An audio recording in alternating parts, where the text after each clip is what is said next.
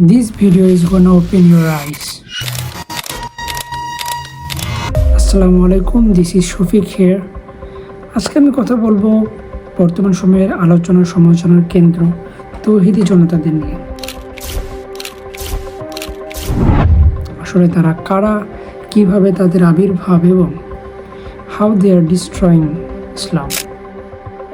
তৌহিদি জনতা মূলত কোনো সংগঠন নয়, এটা একটা গ্রুপ অফ পিপল যারা বিশ্বাস করে যে এই দেশে সম্পূর্ণভাবে ইসলাম কায়েম হবে, প্রত্যেক বিষয়ে ইসলামের ছোঁয়া থাকতে হবে এবং তাদের চোখে যদি কোনো কিছু ইসলামের বিরুদ্ধে যায় তাহলে তার প্রতিবাদ করতে হবে, তার প্রতিরোধ করে তুলতে হবে।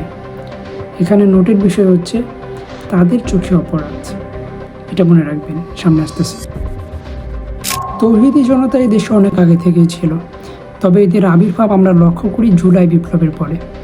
আমরা দেখেছি যে বিভিন্ন মাজারে, শত শত মাজারে তারা কিভাবে হামলা চালাইছে, মাজার ভাঙিয়েছে, অনেক জায়গায় আগুন দিছে।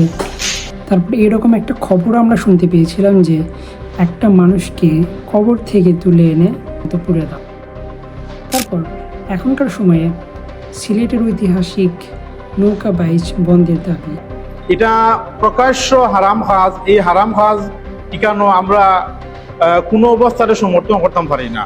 বিভিন্ন সাংস্কৃতিক অনুষ্ঠান বা কনসার্টে তাদের হামলা তো শুনতেই পারতেছি সবসময়।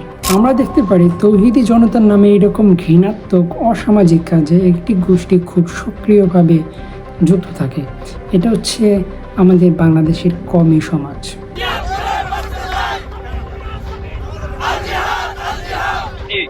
বনলতা নামে এই অপসংস্কৃতি ব্রাহ্মণবাড়িয়ায় চালু করতে দেয়। বিভিন্ন সময়ে এই ধরনের মুসলিমরা ইসলামের অনেক ক্ষয়ক্ষতি করেছে। সেই সুলতানি আমল থেকে এখন পর্যন্ত এরকম গোঁড়ামির ইতিহাস মুসলমান সমাজে অনেক বেশি আছে। পরিশেষে বলা যায়, যারা এরকম ধ্বংসাত্মক হিংসা বিদ্বেষ ধর্মের নামে ছড়াচ্ছে তারা কখনো ভালো মুসলিম হতে পারে না, কারণ ইসলাম শান্তির ধর্ম, এখানে সন্ত্রাসবাদীর কোনো জায়গা নেই। তো যারা এরকম ধর্মের নামে জঙ্গিবাদী ছড়াচ্ছে তাদেরকে দ্রুত আইনের আওতায় নেওয়ার জন্য আইন শৃঙ্খলা বাহিনীকে আমি অনুরোধ জানাচ্ছি।